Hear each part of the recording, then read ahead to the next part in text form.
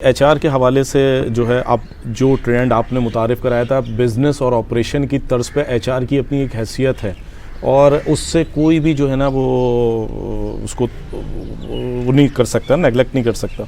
लेकिन अभी आजकल के दौर में ये देखा गया है कि जिस तरह आप लोगों ने बड़े हम्बल तरीके से काम किया, पोलाइट यूनियंस को, एसोसिएशंस को लेकर चलते हुए सारी चीज़ें सबको लेके काम किया और जहाँ कुछ हर्डल्स भी आई, आपके ख़िलाफ़ भी स्ट्राइक्स हुई, बातें हुई, लेकिन आपने बहुत इजीली उनको टैकल करके और चीज़ों को मैनेज कर लिया। लेकिन अब जो है वो एचआर चीफ्स में मैंने देखा है कि काफ़ी एटीट्यूड है जी, हायर एंड फायर पावर्स। वो हमारा जो कल्चर एक है ना कि अगर हमें कोई पावर मिल जाए तो बस समझ लें हम शायद कोई बहुत बड़ी टॉप चीज़ हो गए हैं। तो क्या आप ये समझते हैं कि एक तो मिडिल मैनेजमेंट और एक इस तरह से बिहेव्स जो हैं कि जिसकी वजह से बाज़ औक़ात जो लोग स्टाफ काम करना चाहते हैं, जो अभी आपने एक बात कही कि कुछ लोग ऐसे हैं जो काम करना ही नहीं चाहते, लेकिन कुछ ऐसे हैं वो चाहते हैं कि काम हो लेकिन हमारी इज़्ज़त नफ्स भी मजरू ना हो, हम काम करने को तैयार हैं। क्या उसके लिए कोई आपने कोई राह निकाली, कोई ऐसी चीज़ आपकी है, कोई मैसेज आपका ऐसा है कि आप ऐसे लोगों को दें, ऐसे एचआर चीफ्स को, एचआर कंसल्टेंट्स को और स्टाफ जो भी मल्टीनेशनल कंपनी के हों या फाइनेंशियल ऑर्गेनाइजेशंस के हों? ये आपका सवाल बहुत अहम सवाल है। देखिए, इसमें बात ये है कि इसमें एचआर से हट करके लीडरशिप की आप बात कर रहे हैं। मिडिल मैनेजमेंट लीडरशिप जो ब्रांच से शुरू होती है, रीजन्स पे जाती है और ऊपर तक जाती है, even at the top level. अच्छा, प्रॉब्लम ये है कि एक इसको मैं क्या कहूँ, मैं इसको सिकनेस ही कहता हूँ, जो अथॉरिटी सिंड्रोम जो है हमारा, जो कॉलोनियल ज़माने का है, कि जिसको आप इतनी सी पावर दे दें उसकी गर्दन यूँ हो जाती है और वो अपने आप को खुदा समझ बैठता है। मैंने अपनी आँख से देखा ऐसे लोगों को जो बिल्कुल छोटी पोजीशन पे थे, मैंने उनको ग्रो करके तरक्की दे के जब ज़रा देखा और वो अथॉरिटी में आ गए तो उसके बाद उनका रवैया लोगों के साथ तब्दील हो गया। उन्हीं के लोगों के साथ मिल करके वहाँ से ग्रो करके आए थे, उन्हीं लोगों के खिलाफ तब रवैया चेंज हो गया।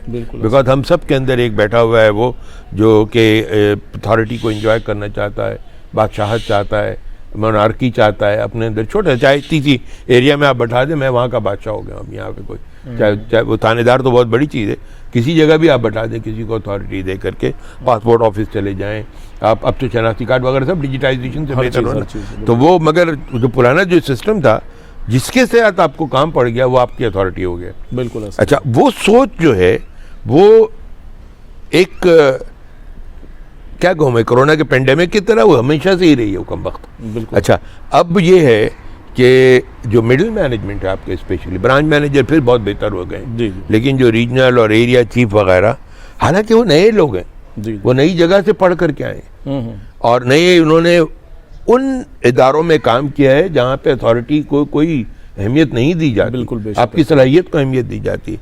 लेकिन जब यहाँ आकर के वो बैठते हैं तो देखिए, जो कमरा हम देते हैं, अब ये मतलब कंट्रोवर्शियल बात है, रीजनल चीफ को किसी फॉरेन बैंक में वैसा कमरा नहीं मिलता है, ना वैसा ऑफिस मिलता है, ना इतना बड़ा पैराफर्नालिया मिलता है।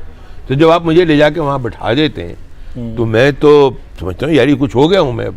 बिल्कुल ऐसा ही। तो वो एक सोच है। लेकिन मुझे अफसोस ये है कि इन लोगों को बजाय इसके कि जाके वहाँ पे तब्दील करना चाहिए था, इन्होंने उसको एंजॉय करना शुरू कर दिया, उनको लुत्फ आने लगा उस कल्चर में। बिल्कुल ऐसा। और ये मैंने टॉप लेवल तक का देखा। अब जो आप बात कर रहे हैं कि यहाँ पे भी हमारे यहाँ अथॉरिटी का कल्चर है, और जो जिस रवैये से मैंने एक चीज़ सीखी थी ज़िंदगी में हमारे, और आपको बहुत अहम बात बताने जा रहा हूँ, मैंने ये चीज़ सीखी थी कि आप, हम सब की ख्वाहिश होती है हमारी इज्जत करें लोग, ठीक है ना? बिल्कुल, हम सब चाहते हैं। उसका एक ही नुस्खा है कि मैं इज्जत करूंगा तो मुझे इज्जत मिलेगी। आप रिस्पेक्ट अथॉरिटी से, सड़क से गुजरते हुए सलूट मार लेता है गाड़ी पे झंडा देख करके, वो जानता भी नहीं किस गाड़ी में कौन बैठा है, वो आदमी खुश होता है कि मुझे झंडा, मुझे सलाम पड़ा, तो आपको नहीं पड़ा वो सलाम। सही, ठीक है? तो एक अथॉरिटी की वजह से लोग रिस्पेक्ट करते हैं, वो अपेरेंट होती है। सही इज्जत वो होती है जो दिल से आती है। बेशक। अच्छा, उसके लिए ये है कि आपको इज्जत करनी पड़ती है।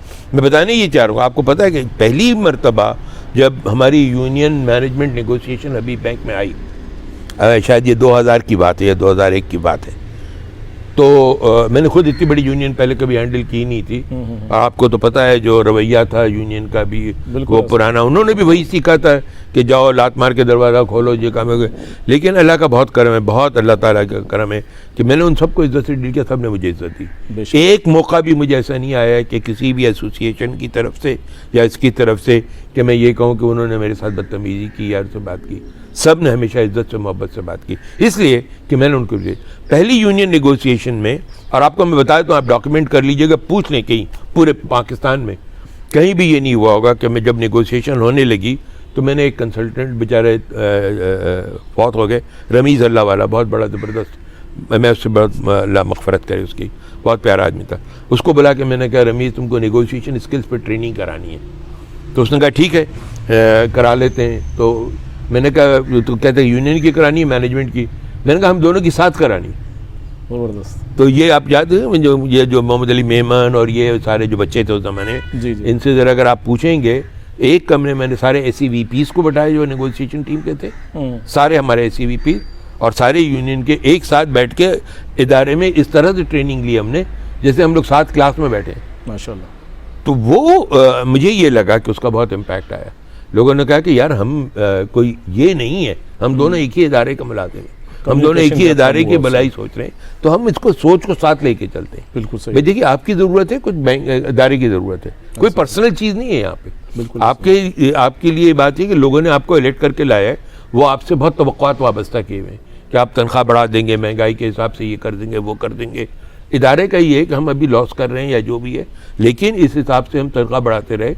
तो अभी आपका वो मसला है ना, अब देखिए अगेन मैं कंट्रोवर्शियल बात करूं कि बैंकों में, सरकारी बैंकों में जो इदारों में जो ड्राइवर्स हैं 1.5-2 लाख रुपए ले रहे हैं यार, ये कोई मुनासिब बात तो नहीं है। बिल्कुल ऐसा। लेकिन ये है कि वो होता गया, बढ़ता गया महंगाई के साथ साथ। आज आपकी कंपनी हो, आप 1.5 लाख का ड्राइवर नहीं लेंगे। बिल्कुल सही है, कभी भी नहीं लेंगे आप, ठीक है ना। अगर आपकी कंपनी है, आपको अपना बनाना है, प्रॉफिटेबल रखना है, उसको कम्पीट करना है, कस्टमर्स को प्रोडक्ट देनी है प्राइस के लिहाज से, तो आप खर्चों को मॉडरेट रखेंगे।